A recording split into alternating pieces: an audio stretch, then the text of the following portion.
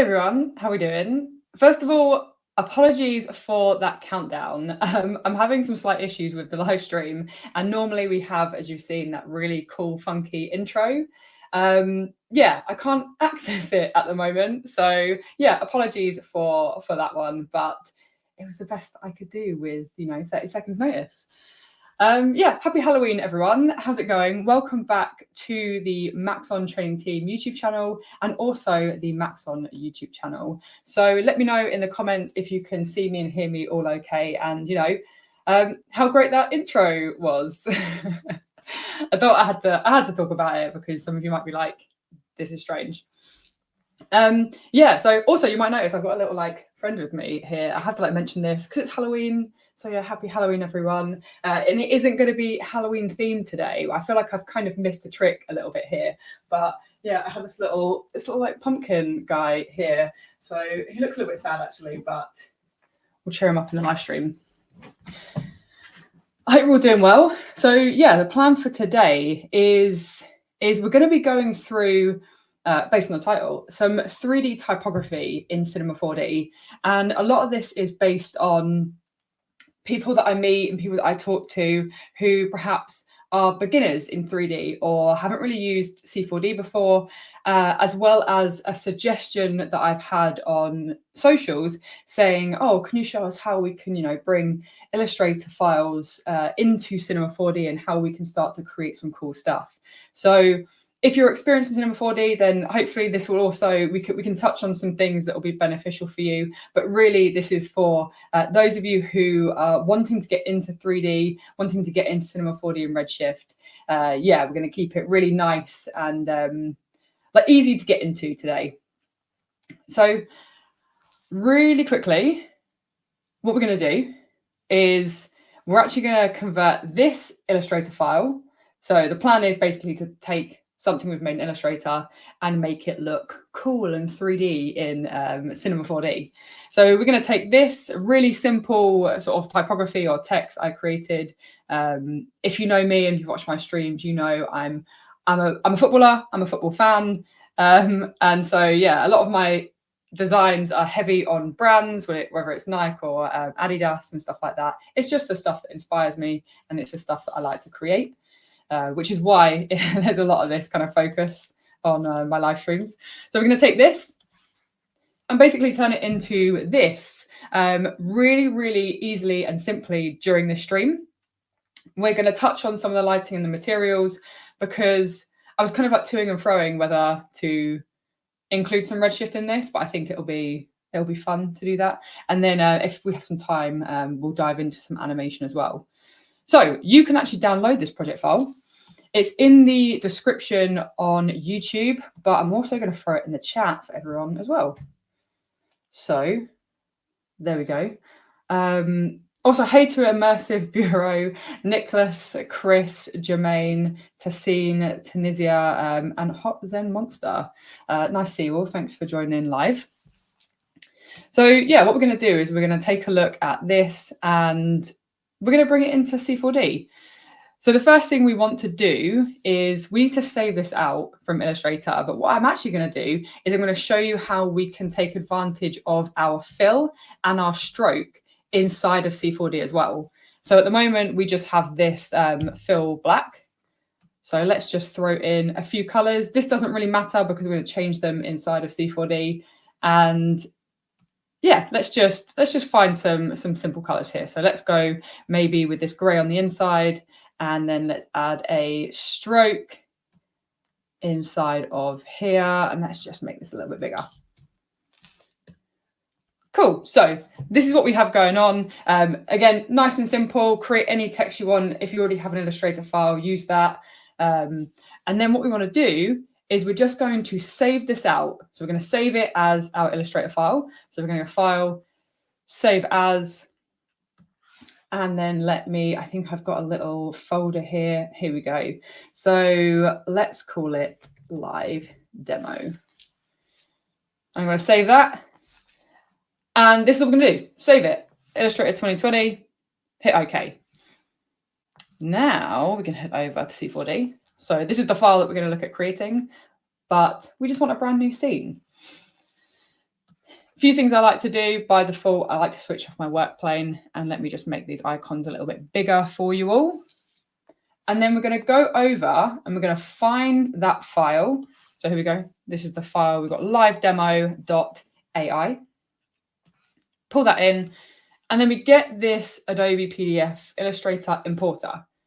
So we have a few different options here, but the first thing we're actually going to do is we're going to leave it on the default. Make sure, though, you have this create vector object selected. If you don't, we'll have a look at that after. But for now, I'm going to be showing you some stuff that we can do with this vector import. Okay.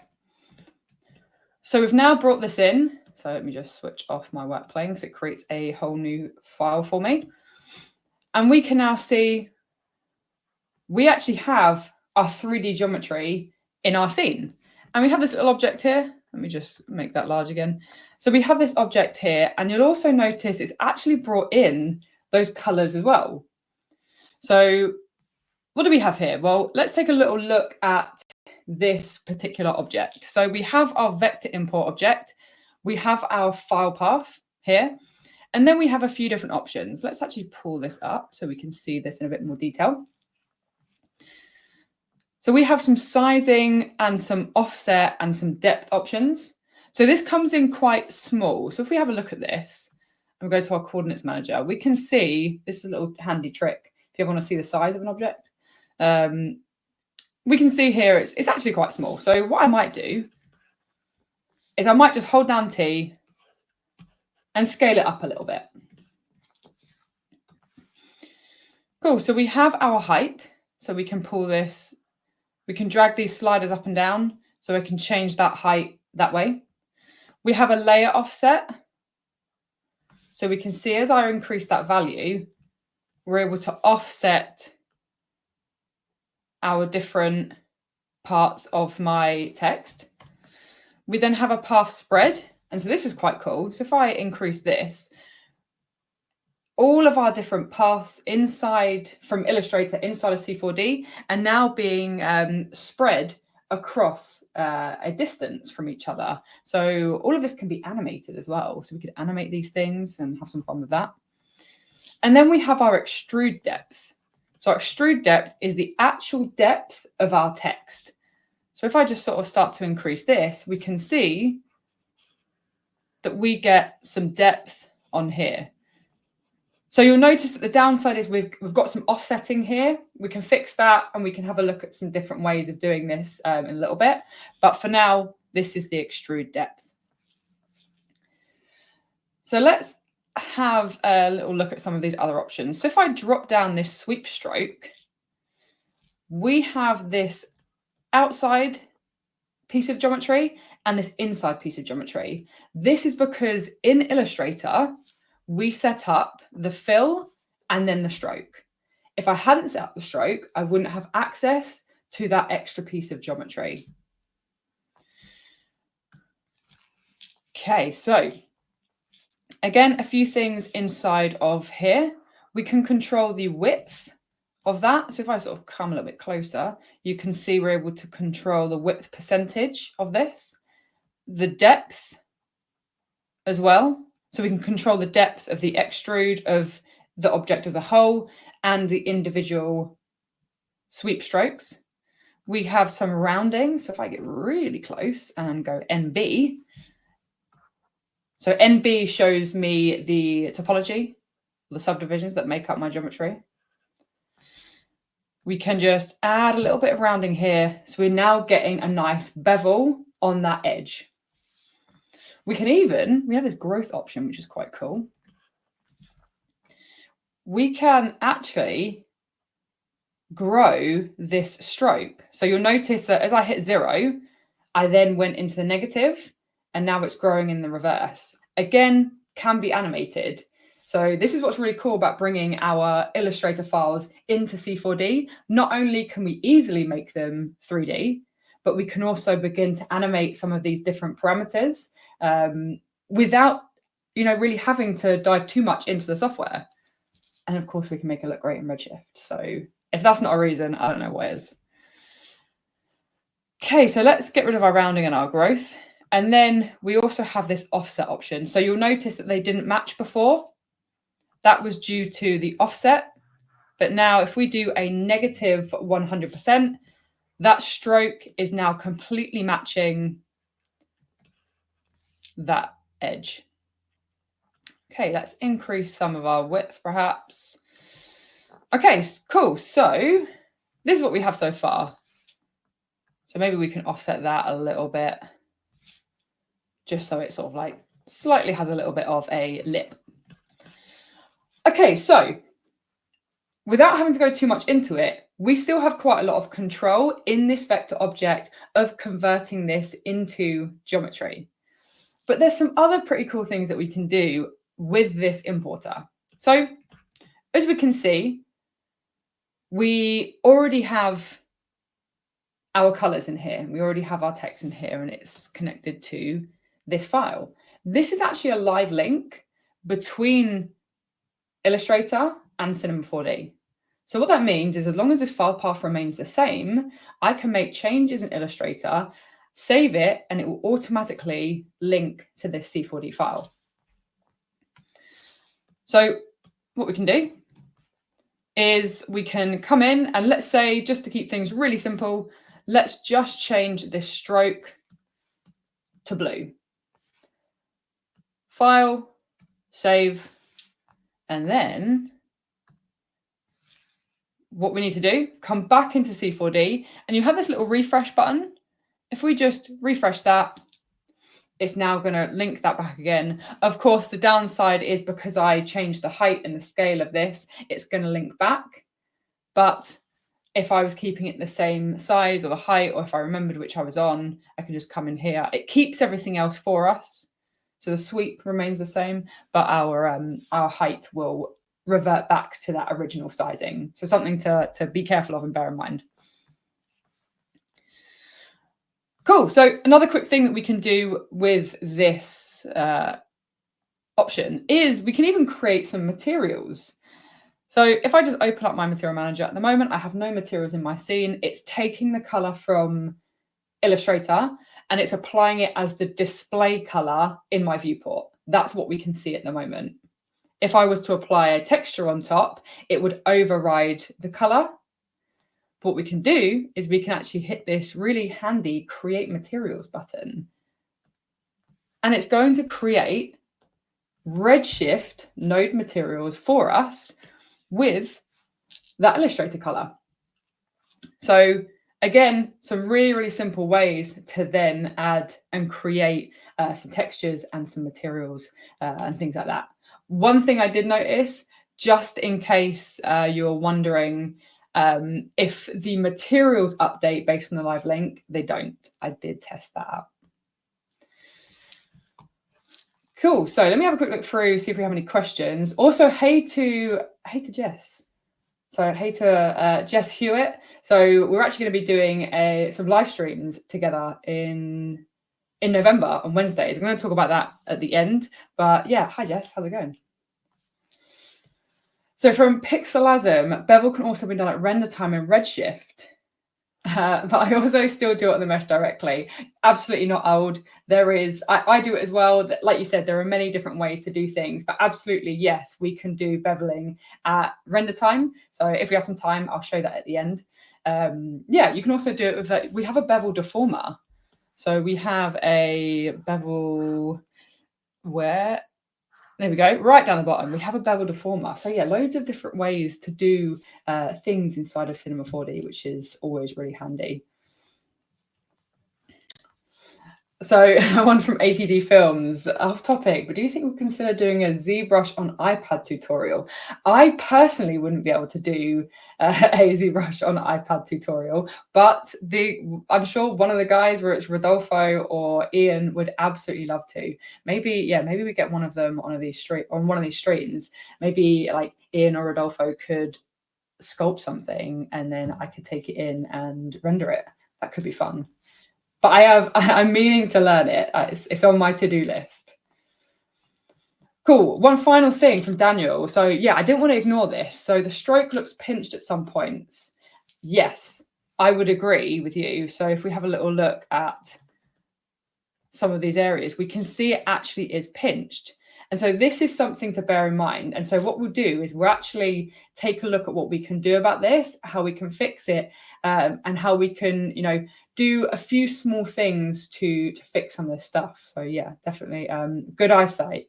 Good, and it's a good thing to notice as well, because yeah, we will want to fix that because it won't look nice in our render.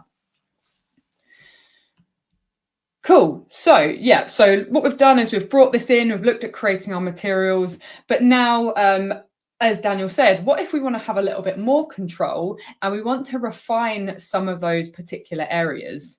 Well, then what we can do is inside of our vector import, so this is this object that we've got in, we have the hierarchy option.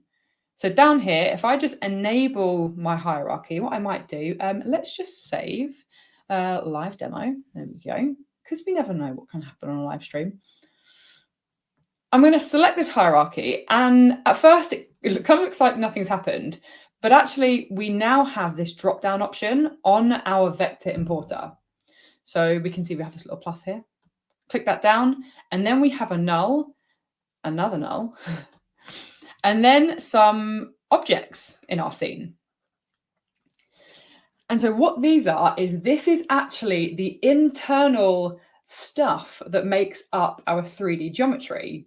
So what happens is when we bring our Illustrator file in and we make our vector import, it looks at the fills and it looks at the path that makes up that fill. So for example, the path that makes up these letters, it converts all the fills into a spline and an extrude. So what I can do is if I actually just switch all of these off, what we have are the individual paths from Illustrator, and it intelligently just adds the generators that we need. And by that, I mean the extrude, which it can be found in this menu here. So just in case you want to have access to these, we can go into this menu and we have an extrude. And then we also have a sweep, which is the way that we're creating that outline stroke layer as well. So if I just switch that back on, we can take a little look inside at what it's actually doing. So I'm going to leave everything else off for now, just so we can get an idea. So we have our spline, again, which is our path in from Illustrator. We can find more splines as well. We have preset splines, and we even have a text spline. So on the topic of creating 3D text, we have a text spline as well. And then we have this extrude object. And what the extrude is doing is it's actually just extruding that spline based on an offset. Offset is your depth, so the depth of your text. So I can increase and decrease this, and you'll notice it gets bigger and smaller. So if I just sort of make it bigger, we can go really crazy, or I can leave it on a nice small value. And then we have caps. So caps is where it starts to get quite fun and interesting if we want to refine more individual control. So in our caps, we have some start and some end caps. So we can actually take these off, and we've effectively created that stroke layer now ourselves. So we've got that outside stroke just by taking off that front and that end cap. And those are just the front and back faces of your text. Switch those back on. And then we have this start and end option, and this is the beveling or the rounding. So as we sort of said, Pixelizing was saying, you can do the beveling directly inside of Redshift, but the upside to doing it this way is we have more control on the actual bevel itself. And what I mean by that is we can define the size, the shape, the design, and really get into creating some pretty cool effects.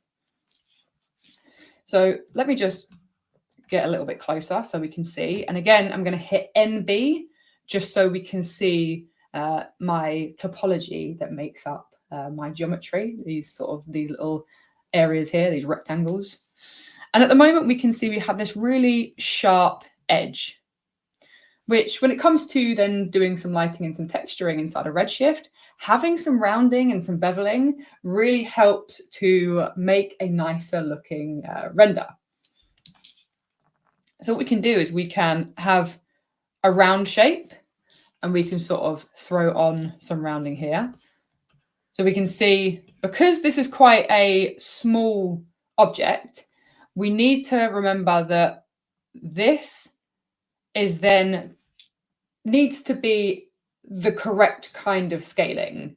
So at the moment, because my objects are quite small, my text is quite small, I also need to make sure my beveling and my rounding is also small. If I was working on a really big object, we'd be absolutely fine.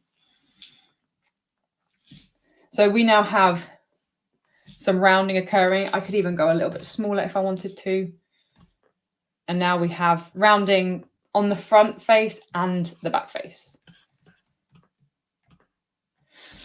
What we can also do is we can do different options. So we can do a solid bevel, which is sort of going to work. It's going to go a little bit crazy on this one because of this. So it's adding extra geometry, which in this case, it's not really going to work for us. But step can be quite a cool one. So if I add a step value of 0.1, reduce my extrusion, or switch that off. So now what we have at every 0.1 centimeter, at a max total sizing of 0.1 centimeters, we have 3 subdivisions, which is a 3-step count. So I can bring this and make this a little bit bigger. So we can have this kind of effect, which again starts to look quite cool. Let me just take all of these actually, and let's just set that to, I just want to switch that display color off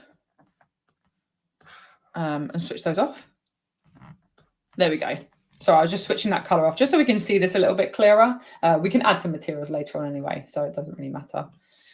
So yeah, we can see we now have this pretty cool looking effect just by adjusting this. And we can have more or we can have less steps.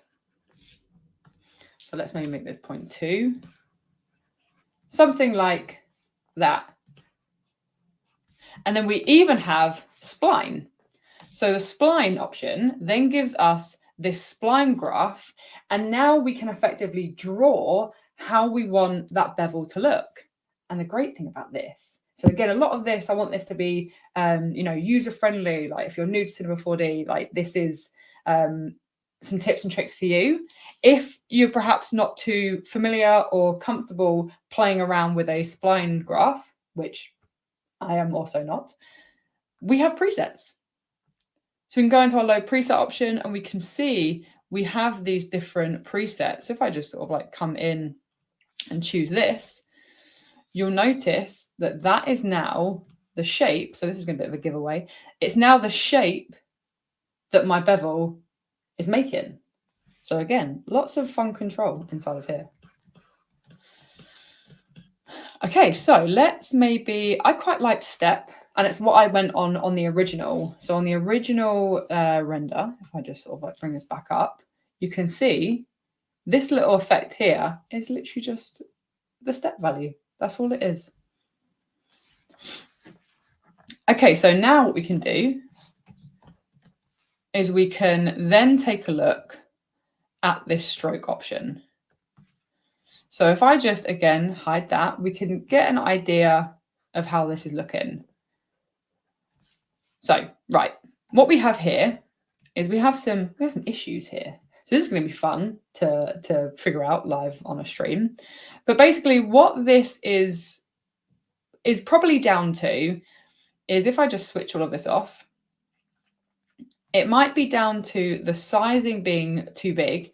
And then where we have this really sharp, this like sharp edge and this sharp like line, as we add some thickness to the width of it, we're then going to cause overlapping geometry. And so this is something we need to be careful of and we need to bear in mind. What we could do is, another little tip for you is if I come into my 4 views, so this little option here, I click that, I'm going to go into my front view, and to enlarge a view again, just click that same icon on the window. I mean, come in here, and then with my spline selected, so remember this is your path that's come in, or your outline that's come in from Illustrator. If I click this little button in here, which is our points, we then get given the points from Illustrator that we've drawn and created ourselves, and we can move them around. So we don't even need to go back into Illustrator to make some tweaks and some adjustments. We can do it directly inside of Cinema 4D just by looking at the spline. And so what we could do, a few different ways that we could prevent this is we could have a really, really thin width value, and then it wouldn't look like it's overlapping. But we could even create some rounding. So we could like chamfer the edge, and you can see we then create some rounding here if we wanted to. We can add additional points. So in here, we could use a spline pen to add some additional points. And so those are some different ways that we might want to tweak them. Or if you are familiar more with Illustrator, you could go back into Illustrator. You could create the stroke as a separate path, and then you can create your rounding that way. Or we could just not have a stroke at all. We could leave it off, and that's also not going to be a problem. Again, it is entirely down to you as the creative. Okay, so let's zoom out a little bit. Okay. So yeah, that hierarchy system, what it's done is it's opened up all of our individual splines and again, turns them into this geometry. So one thing we can do is, let's say we do want to try and fix some of this without, having to take too much time. What we can do is, it's my rectangle. So a little tip for you. So it's my rectangle is what's controlling that width value now. So we've looked at the extrude and the spline. So let's maybe even hide that. And let's hide everything else. Let's dive into this just a little bit. So all we have now is just that stroke, that outside edge. And what's controlling this is the sweep generator. So again, that sweep generator. And the sweep requires 2 splines. The spline path, which is the lettering that we created, and then like a spline guide, and it's the thing that is creating the geometry. So we have our rectangle, and then we could sort of tweak some of these values. That could be a little bit too small even for me in here. And so we can see we have less intersections, but still we may want to come in and, fix some of these in the ways that we just looked at, whether it was adding more points, going back into Illustrator, or maybe even just seeing how far down we can reduce this a little bit more. So you can see the closer we get, the more we're kind of fixing those problems. Yeah, so I'm happy with that. Again, I don't want to spend too much time tweaking these things, but that's the stuff that you can do that is nice and fast and friendly for us. And so what I want to do is I'm actually just going to copy that value. And a little trick for you. If I want to change all of the same named thing or the same object in my scene, we can come to our filters, we can go to object, and we can double click that object. So I know these rectangles are creating this stroke value, and I can just enter that value inside of the width. It's going to update all of them for me. Cool, so let's bring this back on, bring all these back on, and this, and this, and this. Here we go. Okay, so this is what we have so far. Not looking too close to the original. But what I want to do is I want to match all of these individual letters so it looks a little bit more like that final design. And so again, what we can do is we can come in and we can grab our extrudes. we can maybe make the offset slightly smaller. So it doesn't look like much has happened, but I promise you it has. I can now pull that into the middle. If I want to make it accurate, I could come up to perhaps my top view and move it incrementally. But I'm happy with it looking like this. And then on my caps, I'm going to set it to step, the value to perhaps 1, and then what should we do? 0.3? No, let's go higher, maybe 0.6. Here we go. So now we're looking a little bit closer really to that final design that we created. Okay, so because I like to have this full control, I actually no longer really need this vector import. So I can pull this entire option out of here. Let's hide that back away. Let's get rid of that. I can delete this now, and I'm still going to have my geometry. Again, we lose that live link and different things like that, but I'm happy with how it looks. And now I just want to have control of my text. And so I can keep this in here. And now we've created our geometry. What we can do now is, if we want to, we can make this all one single object where we can highlight everything, and we can go right click and we can connect objects and delete. And now we have a single piece of geometry for our entire model. And then we also have these really useful selection tags. So we have our shell here. So you can see we have our shell. So if I really wanted to, I can now reapply my geometry, my materials that I made, to these parts of my object. We then have the front cap and we have the back cap. So if I go back, we can see the back one. We have that front face, and then we have the back face. And so this way we can then still apply materials to these, and we have the edges as well, the edge selections. And so if I throw that on there, so I've just thrown this material, let me just come over so we can see it, this dark material, and then I'm going to throw the blue one on. But you'll notice what happens is it actually overtakes the next material.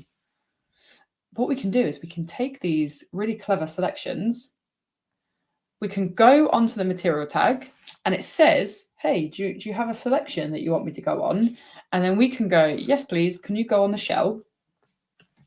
And now with our single object and our material, we've been able to create this.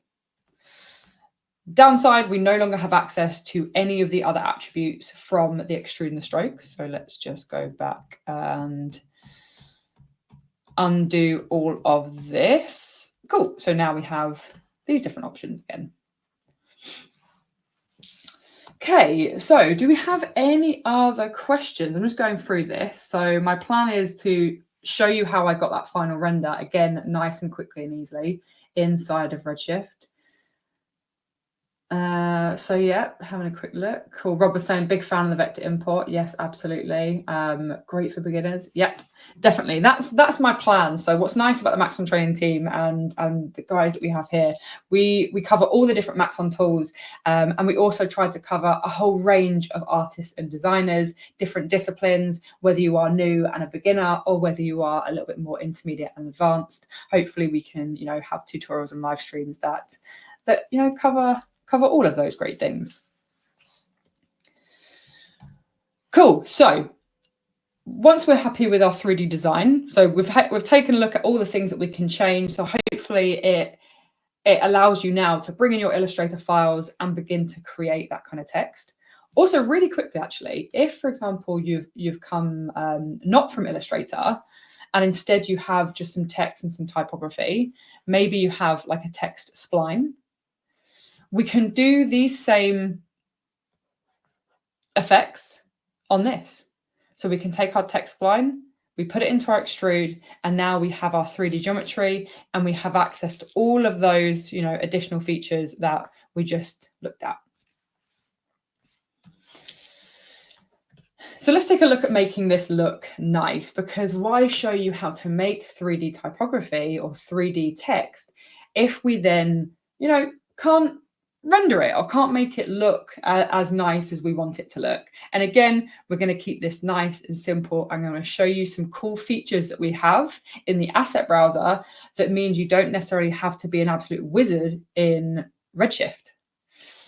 So the first thing we are going to want to do is let's just create a little bit of a floor just by grabbing a plane inside of our primitive shapes. So you do click and hold and then select the object you want.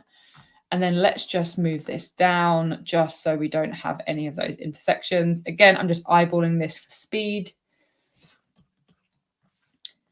And then we want to create our composition. So let me match, let's try and match this a little bit. So here we go. Grab yourselves a camera. So again, just click this button. We have a nice little camera icon. And then this button here, and once it goes white, allows me to look through it. Now, as I'm moving around, I'm actually moving my Redshift camera that is going to be my final render camera. A few options in here. The only thing we're really going to look at is this focal length. So let's maybe add a slightly higher focal length, and then we can sort of pull this out.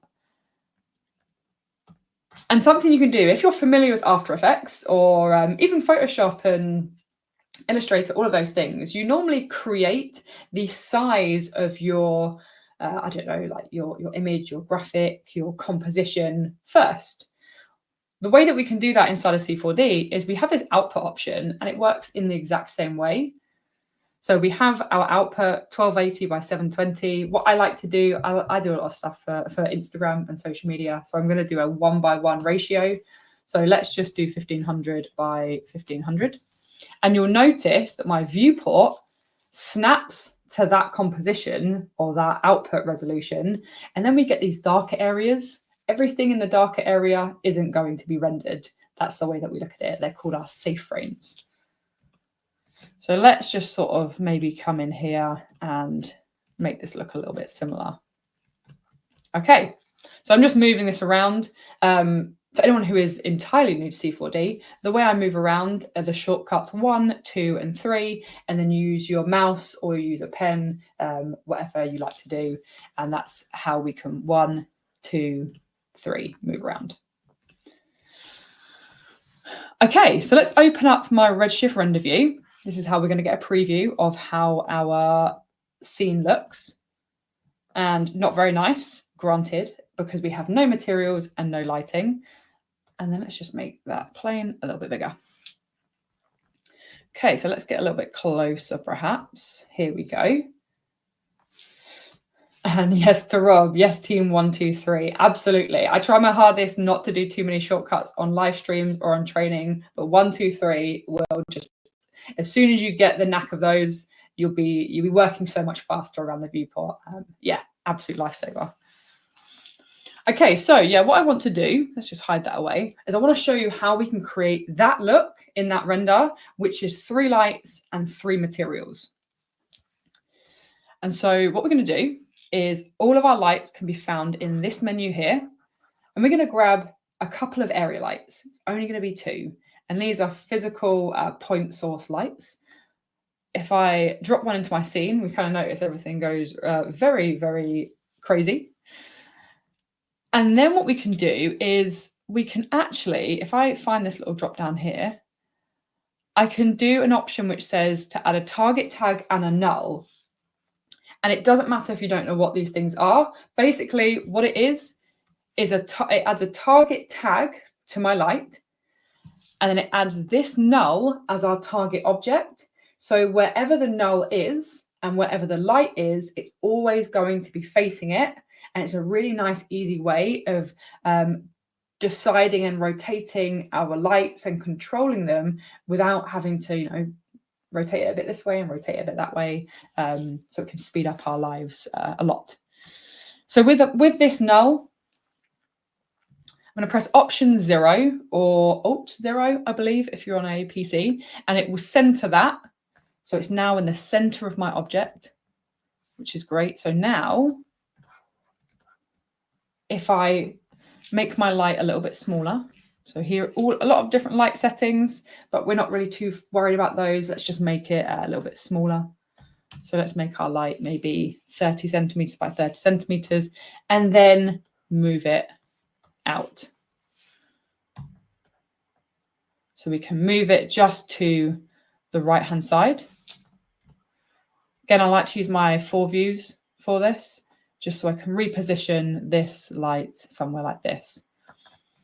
So a little tip for you, lights that are bigger will be more intense and brighter and give you harder shadows. Lights that are smaller will give you less light and they will give you softer shadows. But we can counteract a lot of this by reducing our intensity and our exposure of our lights, so we don't have those overexposed, blown out areas. Okay, so this is light number 1. If you want to dial it in a little bit more and play around some more with it, by all means, please do. But my focus is to do these things quickly. So this is going to be my main light, sort of like a key light. And then I'm just going to add a backlight to bring out some of those areas on the back. So let's make it a little bit smaller. So I can do that in here. Let's maybe go half the size. And then let's pull that down just a touch. Okay, so something perhaps like that. So we can see it, we're just pulling it off that background, adding some depth and some contrast. That's what we're sort of trying to do. So we have these 2 lights. That's it. These 2 lights is all we're going to go with. And now we're going to throw in a dome light, which can be found in here, a dome light, with a HDRI image. And so we can do image-based lighting as well as point source lighting. But again, nice, easy, quick way of doing this is using the asset browser. If you work in C4D and you haven't really played around with the asset browser, it is a great place to find models, textures, materials. It gets updated monthly. The team work really hard to create and provide really incredible assets that are customizable for the likes of yourselves and the likes of me to be able to use. Yeah, and I absolutely love them. It has a great handy little search bar, so we can search HDR. Then we have these HDR images. And then all we can do is, as if by magic, drag and drop it into the Objects Manager. And it automatically adds it into your scene for you. And it has the HDR applied. Handy. And then let's just maybe, with the dome light selected, hit R to rotate. And we can rotate that round. And we can find just maybe the direction of the light that we think looks nice for the style of design that we're creating. So maybe something like this. Remember, we're kind of just going with ambient lighting, and then throw that in. And we could even, if you find it's too intense or not intense enough, we can pull that down and we can start to create some more light or less light in here. Okay, so as I said, 3 lights, that's it. We have 2 area lights. We have this one here that is working a little bit like a key light, bringing in some of that lighting on the right. We then have a backlight. What we could do is we could also add a fill light, and then it gives you a 3-point light system. So you could, let's say, add a fill light maybe around here to bring out some more of those shadows. But I quite like the contrast. And then I like to always add a dome light. Well, not always, but in a lot of cases, I like to add a dome light to do that extra sort of lighting setup instead of having to add more and more and more area lights. Okay, so now we're just going to add some textures. And believe it or not, these are all found in the asset browser. So all of the materials that I used, I say all, there's only 3, but they're a very nice 3. These could all be found in the asset browser. And I don't think I even changed anything. I think I changed the color of one. Yeah, and maybe the scaling. So yeah, I'm going to show you how to recreate this same look and also how to customize it for your own textures. So again, back into my asset browser, what we can do in the search bar, we can either leave it blank and go into materials. And then we can see, let me just pull this over so hopefully we can see this a bit clearer. We have some different preset materials on the left, or because I work in Redshift, I can just search Redshift, and now I'm going to get all Redshift materials that are pre-built assets and presets that I can use on my projects. So I don't have to worry about building materials from scratch, which is something I do love to do though. So let's have a little look. They're, again, named really useful names. I'm trying to remember and familiarize myself with the ones that I originally used. This is just a really cool way of showing you how many cool materials that we have, whether it's fabrics, concrete, different glass. I think it was smoked glass. Yeah, that was one of them.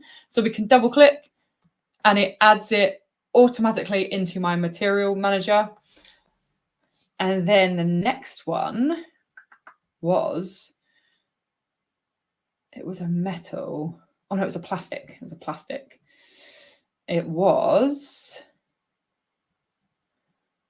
the plastic.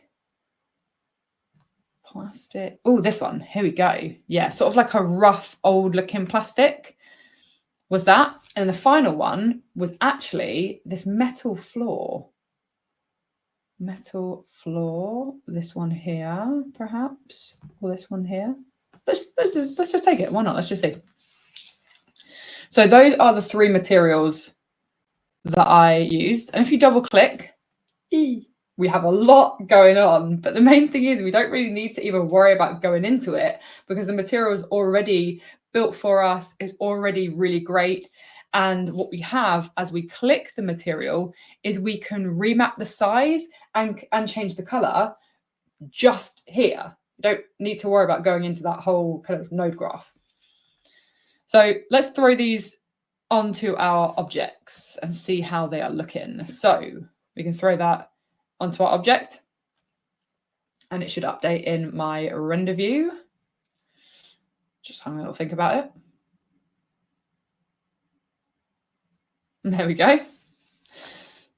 And then let's just throw that on there. So we see as it first needed to think about it, it took a little bit of time, but after that it should then kick in quite quickly. And we can change the size of it. So if you find these scratches and surface imperfections are too big or too small for your object, change the centimeter sizing. And then of course we can choose a color that we are happy with. So I went with this sort of like yellowy-ish texture.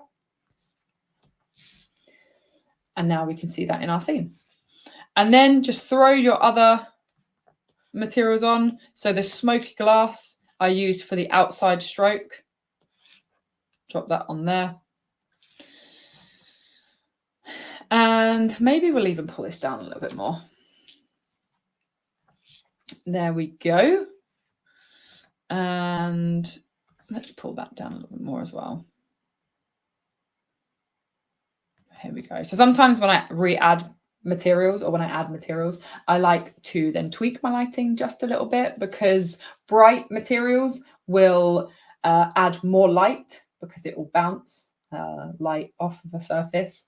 And dark materials will absorb light and prevent and take some of the light from our scene. So yeah, an important thing to kind of bear in mind. And then we can throw our floor on here. And this might need to be scaled down. So we can do a triplanar option and then we can scale this down. So we can see triplanar, it kind of ignores UVs and sort of tries to match that look for us. And then here it is. This is very similar to the design that I then created inside of here using very similar types of materials. And then just playing around with the lighting and the composition this way. Cool. So really quickly, we're kind of getting close to the top of the hour. I want to just show a really, really simple way of animating this. And again, this is going to be, nice and easy, but hopefully has the power to open up some animation inside of Cinema 4D for you. So what we're going to do is I'm just going to copy my objects. We don't really need to worry about the materials. We're not too fussed about this. And what I am going to do is I'm just going to take the extrudes out. We're just going to do this nice and simply with our extrudes. And then maybe we will just remove that rounding. So this is what we have. So this is, in the most simplest way, our text typography that we created in Illustrator. So if we hit that one there, we can see that this is exactly what we created in here as if we had no stroke. Cool. So the way that we can then look at animating is, let's just make this an entire single object. So I can right click and I can go to connect object. Actually, no, I'm not going to do that. I'm going to reposition them first. Let's reposition them. Perhaps top to bottom. So let's go something like this. Again, I'm just going to keep it nice and quick for us all. I'm just clicking, and actually, you know what? Let's go this way. This might be quicker. I'm just clicking the object and repositioning it with these move handles. And let's get the N. Cool. So I can make this more accurate if I wanted to by making sure on the coordinates they match the same line, but the focus here is looking at animation. So let me just connect objects and delete. So we have a single object. I'm really not worried about the selections either. We have a single object here. So now how can we look at animating it? And how can we look at animating it easily? That's the idea behind this. So this is our text. And then what we can do is we can take a Voronoi fracture. And so what we're going to do is we're going to take this and convert it into what we call MoGraph geometry.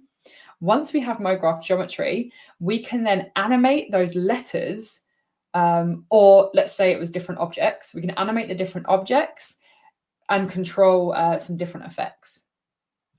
So let's throw this in the Voronoi fracture. By default, this fractures it into individual pieces, which can, be kind of cool. We can animate this sort of effect if we want to. But what we want to do is we want it just to separate our geometry or separate our letters into individual letters, so then they can be animated individually. For that, in my Voronoi fracture, delete this source generator. We now have a different color for each letter, meaning they are now considered as separate pieces of geometry, which means we can now follow any MoGraph tutorials online and play around with this cool animated text.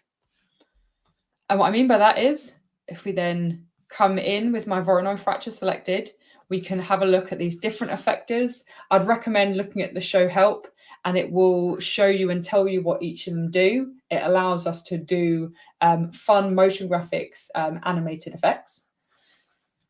We can take the plane effector and you'll think everything's just kind of like disappeared, which it has, but it's gone up by 100 centimeters. So I could do this and we can sort of move that up perhaps. So we can move it up, we can move it down. But where it becomes fun is when we combine it with fields, which is a way of telling Cinema 4D where and when this effect takes place on my geometry. So if I take a linear field, we then get this box here, this orange box, this guide, where I can then begin to create some animation. So at the moment, all that's happening is we're animating our position on the Y for each individual clone or each individual piece of text. based on my linear field. And we could then do a couple of keyframes. So I'm going to keyframe it at the start of my text on frame 0. I'm going to keyframe my linear field. So as I move it along on this red line, you'll notice that this transform is what moves. So this is the option I need to animate. We set a keyframe. Let's increase our timeline, maybe 120. Frame 90, we pull it to the end. Hit another keyframe. And we've now just created this really simple animation, which we can still go in and we can change. So in my plane effector, we can say, oh, you know what? I want to have some rotation as well. And now we have really simple animation. And all of this can be done as well with your text spline and your extrude and your text object. The upside to the text object is we can do this. So if I'd put that, if I'd made my text smaller and pull it over, we can see it matches. And then the text is procedural. So we can go in and we could say like, hello to everyone.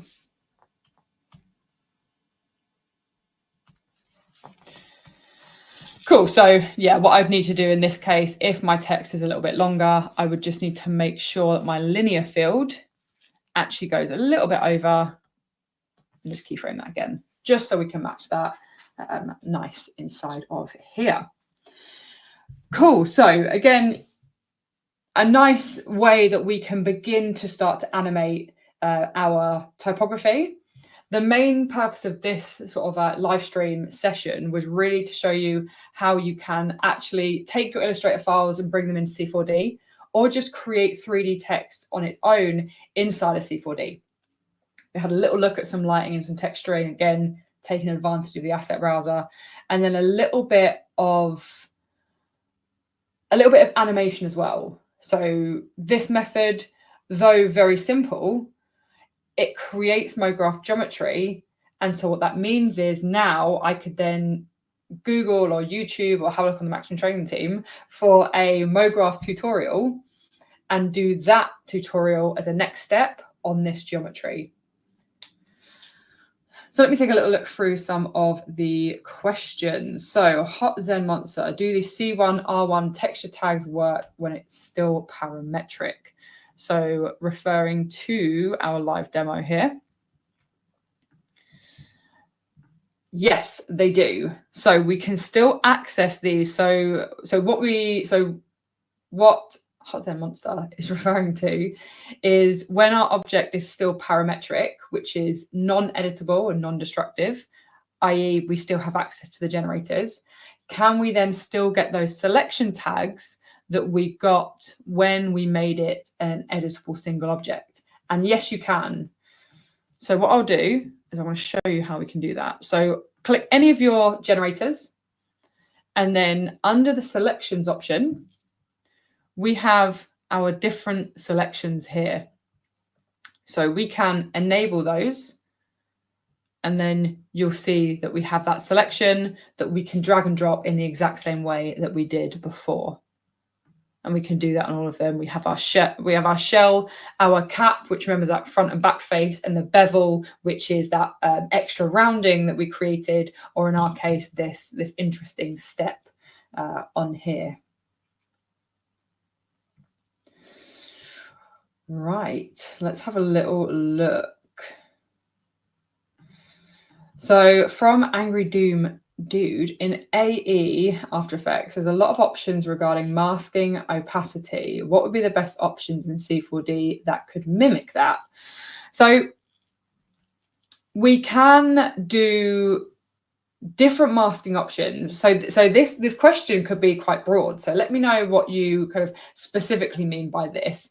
There's loads of different masking options inside of C4D, especially within texturing. So inside of a material, so let me just create a brand new material.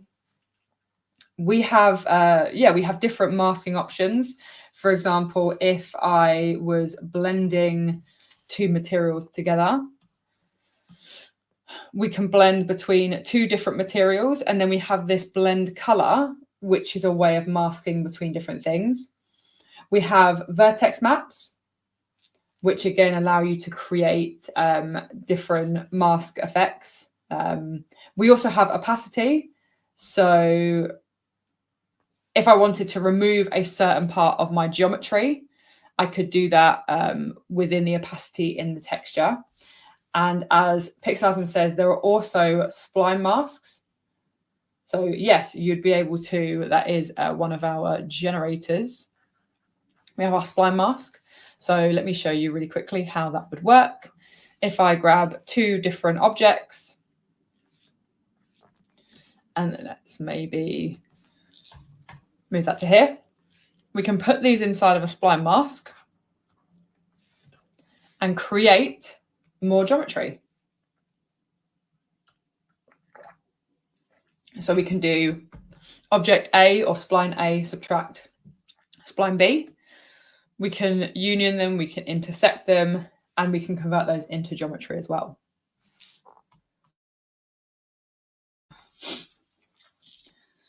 So hopefully that helps answer that question. If not, feel free to drop us a message at training@maxon.net. Yeah, loads of different ways to do different types of masking and opacity. We could even, I mean, I know I've just seen you've already said the answer's pretty comprehensive. I'm glad it's a good answer. You could even, this gets a little bit more advanced, is we have AOV options, which are render multipasses in Redshift. And this is really great. If you are familiar with After Effects and compositing, this allows you to take a lot of control from Cinema 4D back into After Effects, and we can create different matte layers, which you could then use as your masks. So we could have Cryptomatte, which I imagine you'd be familiar with if you're familiar with compositing. We can do puzzle matte layers, and we could define materials or objects as our RGB matte layers, and then we could use that as a mask inside of After Effects. So hopefully another little answer for you there. Cool. So yes, we've run over by 5 minutes. So I mean, not too bad going, but just to do a very quick recap for anyone who's joined a little bit later on, and also thank you to everyone who is still on live. Appreciate it. I hope it was beneficial for you. But yeah, the plan was today was we basically took our Illustrator file, our typography that we created. Also, doesn't need to be typography. Can be anything that you've made inside of Illustrator. We then brought that into Cinema 4D. We looked at the different ways of creating our 3D text using our vector import, looking at the extrude and looking at the splines, how we can edit them and create some beveling. We then looked at creating a nice, fun composition with some simple lighting and texturing. And then finally, a little bit of animation. But again, I would recommend having a look at some of the MoGraph tutorials on the Training Team YouTube channel. There is also a project file. So let me just link that again in the chat. So this is free for you to download, use, play around with it, break it down, destroy it. That's what it's there for. That's why we like to make project files. And then one final quick thing from me is to say thank you for joining on this live stream. We have this page here, which is a nice looking landing page. Let me link that in the chat, where you can see a bunch of great things that are going on. So whether that is the events that we have coming up, and so if I just open that in a new tab, we can see all the great live streams and in-person events that we have going on. So earlier, I don't know if Jess is still on this stream, but if she is, yeah, I have the pleasure of hosting her on Create with Maxon. So the first 3 Wednesdays in November, she's going to be breaking down some of the amazing designs and shots and animations that she created for the new release video that came out in September. So yeah, looking at specifically texturing for motion. So yeah, diving into some very, very cool stuff. I'm looking forward to that. Things like caustics, how to create, fun, fuzzy textures, which we all love. So yeah, I'm looking forward to that. Also, if you want to grab yourselves a free t-shirt, you can. The code is, this is challenging me now. Let me find the code for you really quickly, because it is password protected. It is the rolling cones. I like that. That's clever. I've thrown that in the chat as well for you guys to use. And of course, these sessions get recorded, they get uploaded onto the Maxon Trainer Team YouTube channel. So feel free to check that out. Everything gets timestamped thanks to the amazing Dr. Sassy. So shout out him. Yeah, such a time saver. It's so great, even for me, to go back through my own tutorials and live streams and try to find a specific part. So yeah, definitely shout out Dr. Sassy. I really appreciate everything that he does. Cool. So I hope you all enjoyed it. It's been a pleasure. Happy Halloween. If you're going trick-or-treating, cool. Good luck. Don't forget my little guy here. Let's put him on now, just ready for when we leave. Little sort of like smiley Halloween pumpkin, because he had such a great time on this live stream. Have a great rest of your week, everyone. And yeah, I'll catch you next Wednesday on Creative Maxon. Bye, everyone.